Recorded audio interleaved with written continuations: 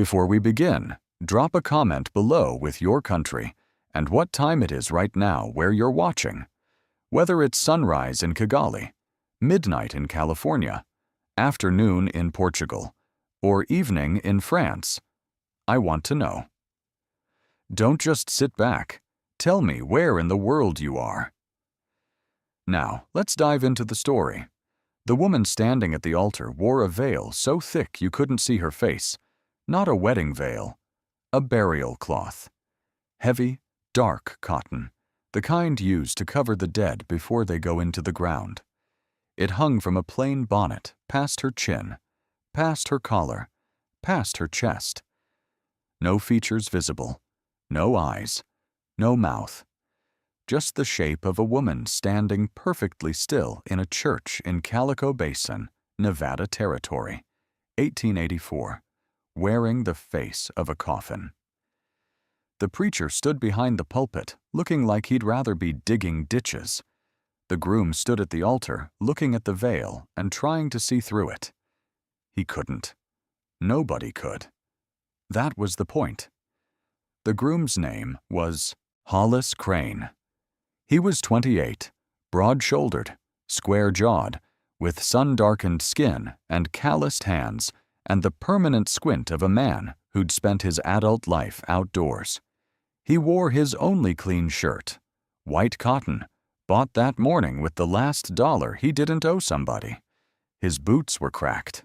His hat was on the pew behind him because you don't wear a hat at your own wedding, even when the wedding is a transaction and the bride is a stranger wearing a dead woman's cloth over her face.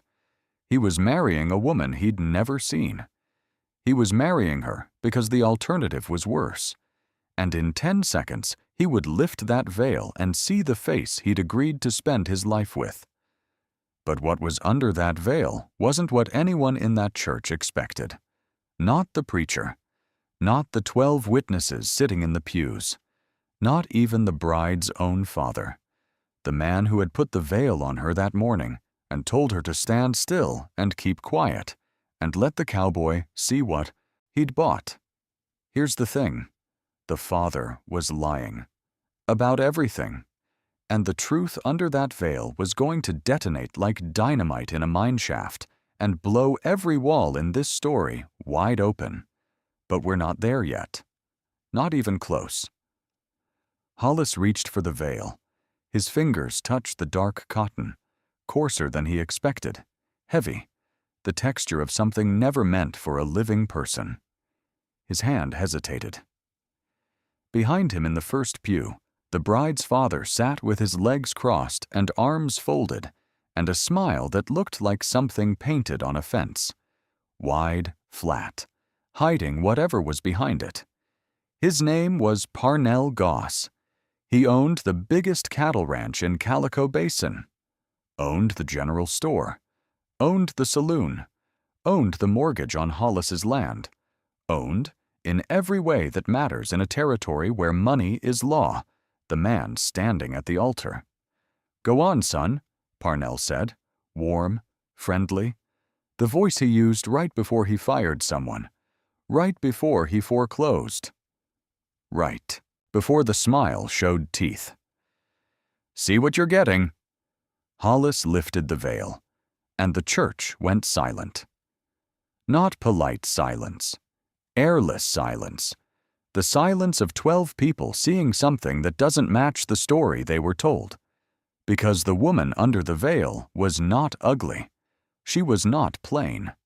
She was not the pitiful, disfigured creature Parnell had spent years describing to every person in Calico Basin as "my poor ugly daughter who no man will ever want." She had dark auburn hair pinned beneath the bonnet, green eyes the color of river moss, a straight nose, strong jaw, a mouth pressed into a thin line of controlled fury. She was beautiful, strikingly, undeniably, heart-stoppingly beautiful. And she was looking at Hollis not with shyness, not with gratitude, not with the trembling hope of a rescued woman. She was looking at him with rage, pure, refined, 7 years in the making rage. and her eyes said one thing clearly: you have no idea what you've just walked into. 3 weeks before the wedding, Hollis Crane was sitting in Parnell Goss's office being told he was finished. Not in those words. Parnell never used ugly words when pretty ones cut deeper. "Your note comes due Friday," Parnell said, leaning back in his leather chair behind a mahogany desk shipped from San Francisco. $340. Do you have it? Hollis didn't have it. Parnell knew he didn't. The question was a formality, a cat tapping a mouse before it bites. Hollis had bought his 40-acre parcel 2 years ago with a loan from Parnell's bank. The only bank in Calico Basin, owned by Parnell, operated by Parnell's cousin, existing solely to turn independent men into dependent ones. Interest rate, 18%. Payments had been barely making it. Then the well went dry, and the cost of hauling water ate the margin, and here he sat, across from a man who owned his land, his debt, and his future. "I have a daughter," Parnell said. "The way you'd say, I have a horse. Possession, not parenthood." "Delphine. You've never met her. Nobody has. She's been at the ranch since she was 14. She has a condition." He let the word hang. "Her face. She's not a woman any man would choose, but she needs a husband. Legal reasons. Inheritance. The territory requires a male heir or spouse to transfer property." He leaned forward. "Marry Delphine. The debt disappears. The 40 acres are yours, free and clear. You get a wife. She gets a legal husband. Everyone benefits." Hollis stared. "And if I say no?" "Then your note is due Friday, which means I take the land, which means you're a cowboy with no property, no money, and no future in a territory that doesn't care about men without land." The math was brutal. Marry a woman he'd never seen, a woman her own father called ugly, and keep everything, or refuse and lose everything. Hollis had been poor before, his whole life, but having 40 acres and losing them is different from never having them. Losing what you've built is a death that walks around wearing your face. "I've never even seen her," Hollis said. "You'll see her at the altar. That's the arrangement. She wears the veil until the vows are done. Then you see." "Why the veil?" Parnell's smile widened, that painted fence smile. "Because if you saw her first, you'd run.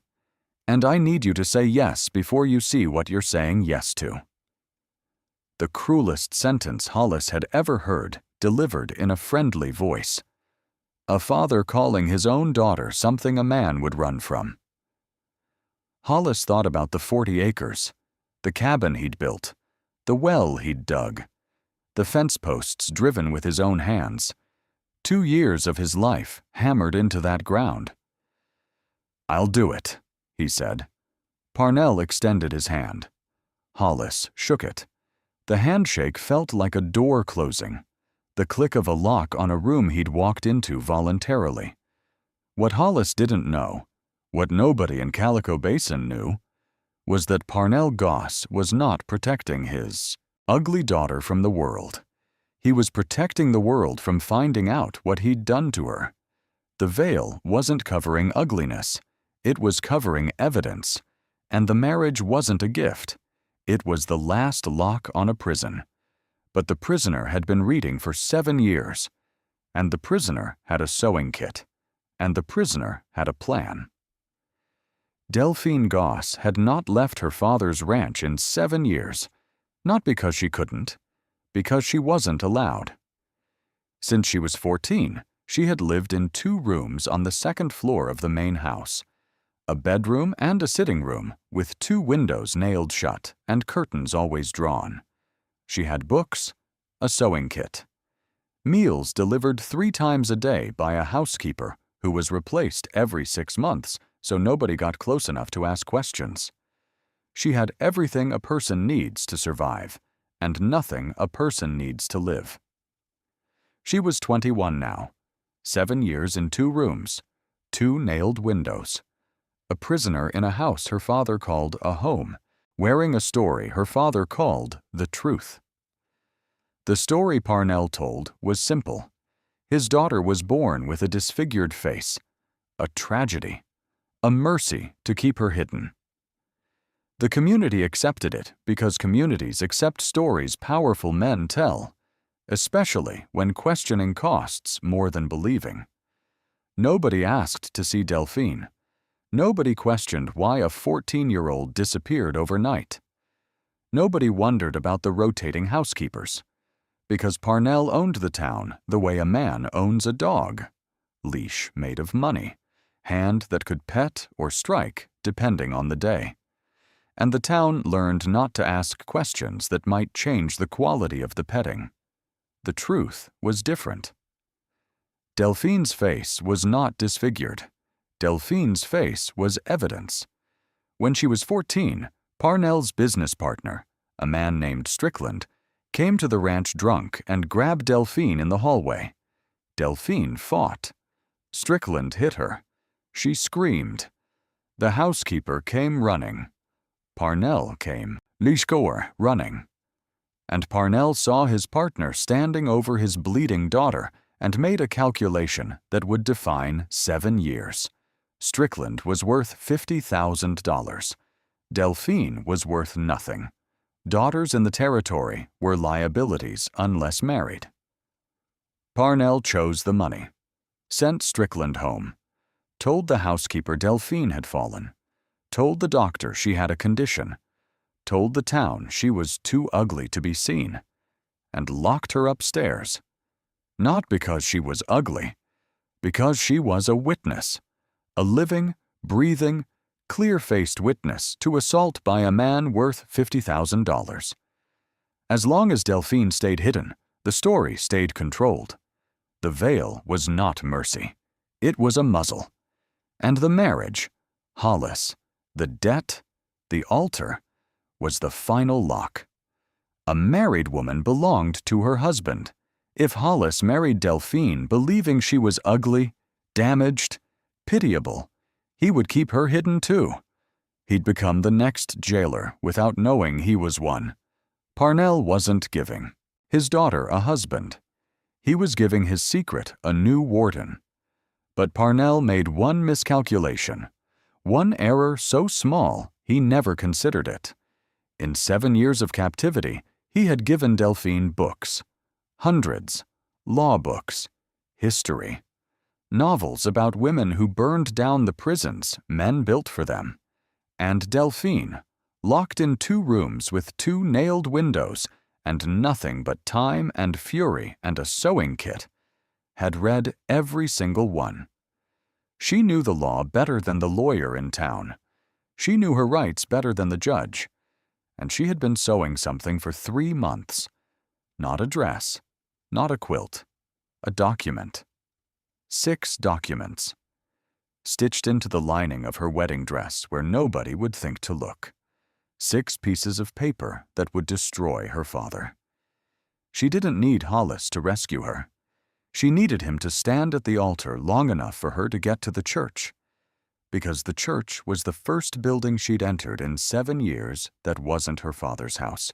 The 12, witnesses were the first people to see her face since she was 14. And what she was about to do didn't require a hero. It required an audience. The silence after the veil came off lasted 4 seconds. Hollis counted them because counting was the only thing his brain could do while the rest of him tried to match what he'd been told with what he was seeing. Ugly. Disfigured. A face no man would want. Those were Parnell's words. The words Hollis had carried for 3 weeks, building a mental image of scars and damage, preparing himself to look at something difficult and not flinch because the 40 acres depended on not flinching. Instead, he was looking at the most beautiful woman he'd ever seen, and she was furious. "You may kiss the bride," the preacher said, because that's what preachers say. because the script doesn't change just because the room has filled with electricity. Hollis didn't move. He was looking into Delphine's eyes, past the beauty, into the green. And in those eyes, something that contradicted every element of the story he'd been told. No gratitude, no shyness, no trembling relief. Rage, the specific, concentrated, patient rage of a person locked in a room for 7 years who has used every day to plan what would happen when the door finally opened. This was not a woman being rescued. This was a woman who had engineered her own rescue and needed Hollis to play his part without knowing he was playing it. Hollis turned to look at Parnell. The rancher sat in the front pew, legs crossed, arms folded, watching with his painted smile. But something had shifted. A flicker. The briefest tightening around his eyes. The micro-expression of a man who has realized that a variable he controlled for 7 years has entered an uncontrolled environment. Delphine was in a church. Her face was uncovered. 12 people were looking at a woman who was supposed to be ugly and seeing green eyes and auburn hair and a face that made the word ugly sound like what it had always been, a lie. The witnesses murmured. "She doesn't look," someone whispered. "That's not what he said. Why would he?" Parnell stood. The murmuring stopped, because when Parnell Goss stands, sound stops. Money does that. Power does that. "Congratulations," he said. Still warm, still friendly. But the warmth had a new edge. The heat of a stove loaded with too much wood about to crack its own iron. "Take your bride home, Hollis. You've earned your 40 acres. He was trying to end it. Get her out of the church. Back behind walls. Hollis's walls instead of his own, but walls just the same. Hollis looked at Delphine. Delphine looked at Hollis. And in that look, she communicated something without speaking. The way women throughout history have communicated truth and need in rooms where their voices aren't permitted. Her eyes said, "Don't take me home yet. Not yet. Please, give me 3 more minutes."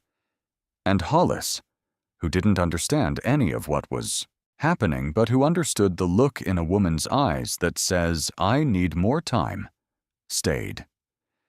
He planted his cracked boots on the altar floor and didn't move. And what happened next would make every person in that church question everything they'd believed for 7 years. By the way, if this story already has you gripped, hit subscribe and tell me what country you're watching from. Drop it in the comments, because what happens next, I promise you, you will not see coming. Delphine did not leave the altar. Parnell said, "Take your bride home." Hollis stayed. And Delphine, who had not spoken to anyone except a rotating series of housekeepers in 7 years, opened her mouth and spoke to a room full of people for the first time since she was 14. Her voice was rough, unpracticed, the voice of a person who has spent 7 years talking only to books and walls and the inside of her own skull. But it carried. Every word reached every pew. "I have something to say." These 12 witnesses went still. Parnell's painted smile vanished. Not slowly, instantly, like a lamp blown out. What was underneath? What Delphine had seen every day for 7 years, what the town was seeing for the first time, was the cold machinery of a man who treats people as ledger entries and has just had his books exposed. The painted fence was torn down. The thing behind it was iron and rust and teeth. "Delphine," he said, her name as a leash. She had heard that tone 10,000 times. "Sit down. Be quiet. Remember what happens." But she wasn't in the 2 rooms anymore. She was in a church, with witnesses, with a husband beside her who hadn't moved, and the things she'd sewn for 3 months were pressed against her ribs inside the lining of her dress. When I was 14, Delphine said, a man named Strickland came to my father's house. He grabbed me. He hit me. I screamed. My father saw it happen. The church was so quiet, the candle flames were the loudest sound. My father sent Strickland home. Then he sent me upstairs. He told the doctor I had a condition. He told the town I was ugly. He locked me in 2 rooms with 2 nailed windows, and he has kept me there for 7 years. She turned to face Parnell. Green eyes locked on whatever was behind the fallen smile. Not because I was ugly, because I was a witness, and Strickland was worth $50,000. The room detonated, not with sound, with the vibration of 12 people's understanding collapsing. Ugly daughter, hidden face, mercy, every piece of the story rearranging. Parnell stood. She's lying. She's confused. The condition? There is no condition, Delphine said. There never was. She reached into the bodice of her wedding dress and pulled out a folded piece of paper. Yellowed. Old. Stitched into the lining with her sewing kit over 3 months of invisible work. She unfolded it and held it up. This is a letter from Edmund Strickland to my father. Written 1 week after the assault, asking my father to, and I quote, keep the girl quiet. The arrangement between us is worth more than her word. Signed, dated, sealed. She handed the letter to the preacher, not to Hollis, not to Parnell, to the preacher, the closest thing to a neutral authority. A letter handed to a preacher in front of 12 witnesses is evidence that cannot be taken back, burned, hidden, or denied. It is public. It is done. Parnell lunged for the letter. The preacher was already reading. The witnesses were standing. And Hollis, who had come expecting ugliness and found beauty, and then found something far more important than either, stepped between Parnell and the pulpit and said 2 words. The first words since the veil came off. 2 words that drew a line between a father and the letter that would destroy him. Sit down. And Parnell, who owned the land, the bank, the store, the saloon, and the mortgage on the man standing in front of him, discovered that ownership has limits. The limit is a man with nothing left to lose, standing between you and the thing you need to reach. Parnell didn't reach for the letter again. Smart men don't fight in churches. They fight afterward, in rooms without witnesses, with tools that don't leave marks. He straightened his coat. He looked at Hollis. He looked at Delphine. He looked at the preacher holding the letter. And he said, in a voice so controlled it sounded like a clock ticking, "You have made a terrible mistake, Delphine. Both of you have." Then he walked out. The church doors swung shut behind him like a gunshot. The witnesses erupted. Questions. Shock. Some aimed at the empty pew. Some at Delphine, who stood at the altar in her wedding dress with the lining torn open, shaking. Not with fear, but with the tremor of a body releasing 7 years of stored pressure. A dam finding its first crack. Not breaking. Redistributing. Hollis stood beside her. He didn't touch her. He didn't speak. He stood, a wall between her and the room, while she shook, and the room shouted, and the preacher read the letter a second time because the first reading hadn't seemed real. After 20 minutes, the church emptied. Witnesses went to spread the word, because that's what witnesses do. Witness, then, multiply the witnessing until truth has more legs than the lie ever had. The preacher placed the letter in the church safe. Hollis and Delphine stood alone, a married couple who'd known each other less than an hour, bound by a transaction designed as a cage that had detonated into something neither understood. "You used me," Hollis said. Not angry. Factual. You needed someone to stand at this altar so you could get into this church and say what you said." "Yes," Delphine said. "I used you. You were the lock my father put on my door. I used the lock to open the door." Hollis was quiet for a long time. He'd walked into that church believing he was a man making a hard choice. He was walking out, understanding he'd been a piece on a board played by a woman who'd been studying the game for 7 years from inside a locked room. It should have made him angry. A man likes to believe his choices are his own. But the feeling that arrived wasn't anger. It was something closer to awe. Because a woman who can play a chess game from inside a locked room using a sewing kit and a wedding dress as her pieces is not a woman who uses people out of cruelty. She uses them out of necessity. And necessity, Hollis decided, is a kind of respect. She'd chosen him because she believed he was strong enough to hold the door open once she unlocked it. "Are you angry?" Delphine asked. "I'm not angry," Hollis said. "I'm impressed." They left the church at sunset. Hollis helped Delphine into his wagon, the first vehicle she'd ridden in 7 years. She sat on the bench and looked at the sky, and her face changed. The rage softened, not disappeared, softened. The face of a person seeing sky without window glass for the first time in 7 years. Seeing the horizon without curtains. Seeing distance and space and the specific freedom of a world without walls. Her eyes filled, but she didn't cry. She just looked. At everything. At the mountains and dust and road and the enormous Nevada sky turning orange and purple and dark. She looked at it the way a starving person looks at food, the desperate disbelief that it's real. Hollis let her look. Some moments need silence, the way seeds need dark. This woman had been in the dark long enough.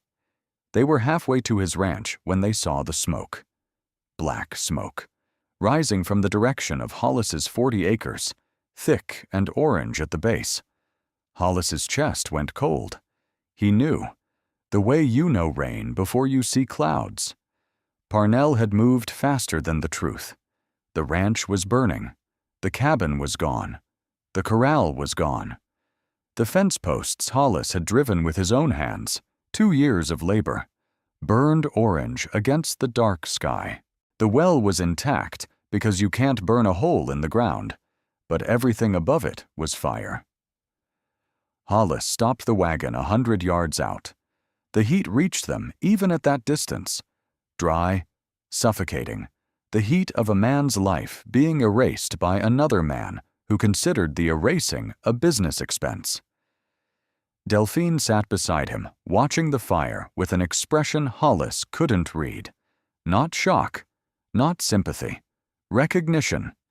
The face of a woman who has lived inside a different kind of burning for 7 years and knows what it looks like when a powerful man destroys what he can't control. "He'll say it was an accident," Delphine said. Flat, certain. The voice of someone who has watched her father operate for 21 years. Lamp fire, dry timber, no witnesses. She was right. There would be none. But Delphine reached into the torn lining of her dress, the same lining that held Strickland's letter, and pulled out a second piece of paper. Smaller. Folded tighter. Hollis stared. "There's another one?" "There are 6, Delphine said. Her voice carried the satisfaction of a woman who had 7 years and a sewing kit, and nothing to do except prepare. Then her voice changed, smaller, younger.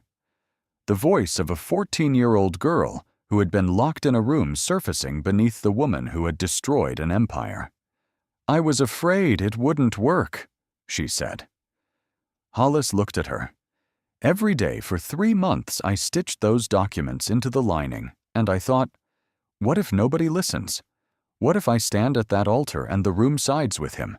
Because rooms always side with the man who owns them. She looked at her hands. I had no backup plan. This was everything. The strategist had fear. The plan was a gamble. The sewing was faith, not certainty.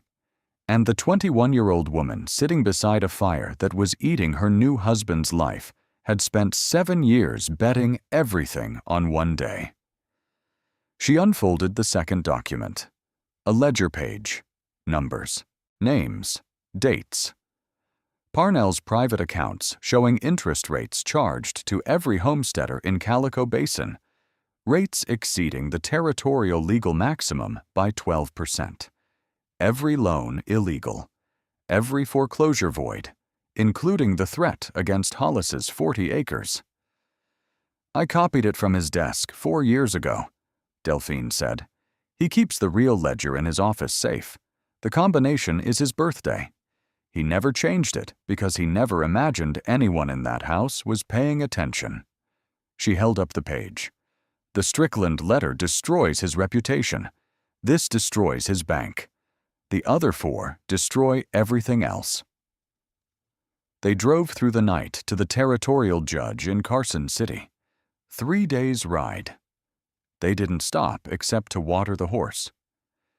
Delphine held the 6 documents against her chest the way Merritt had held her cardboard sign, both hands pressing tight, because the things held against your chest are the things holding your life together. On the second day, riding through a mountain pass, Hollis said, "You could have told me, before the wedding." Would you have believed me? I don't know. That's why. A woman nobody's seen in 7 years telling a cowboy her rich father is a liar. Who would he believe? The invisible woman or the man who owns his debt? She was right. He would have believed Parnell. Every person in Calico Basin had believed Parnell for 7 years. The power of a lie isn't in the telling. It's in the infrastructure, the bank, the store, the saloon, the money. The lie doesn't need to be convincing. It needs to be expensive to question. The territorial judge reviewed the 6 documents in one afternoon. Strickland's letter, the bank ledger.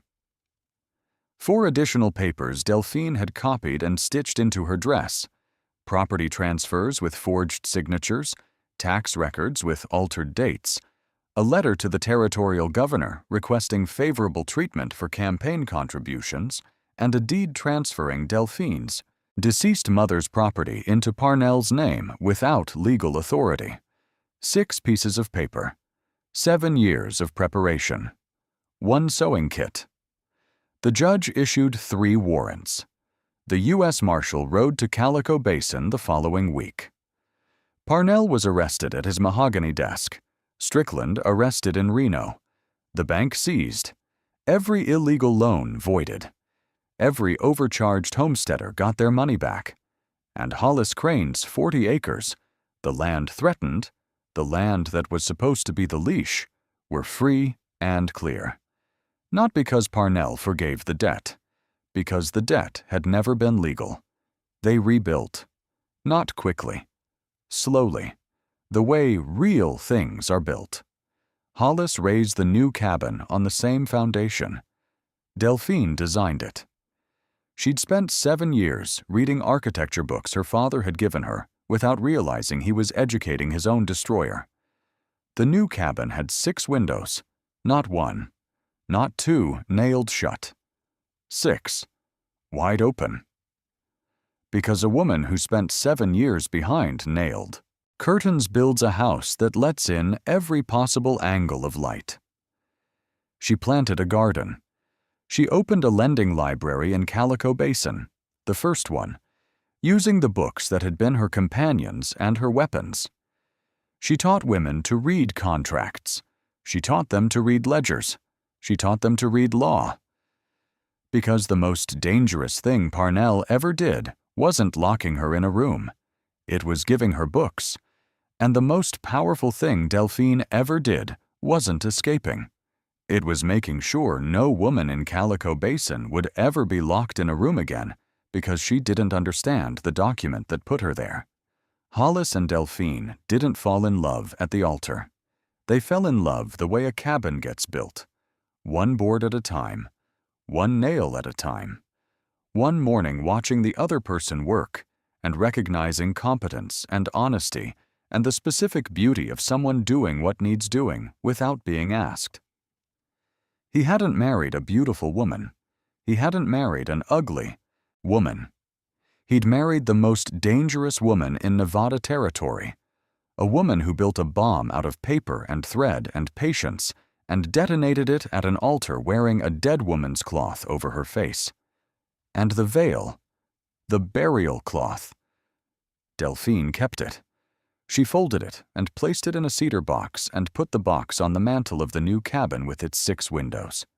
Not a trophy, a reminder. The most powerful weapon a woman has is the thing powerful men never think to take away. Not her beauty, not her body, not her voice, her time. And 7 years of time, in the hands of a woman with books and rage and a sewing kit, is enough to bring down every wall ever built to contain her. If this story stayed with you, if the 6 windows, or the sewing kit, or the veil in the cedar box is sitting in your chest right now, leave a like and subscribe to Wild West Talehouse. The frontier has more stories, and the best ones are about the women who burned down the prisons from the inside.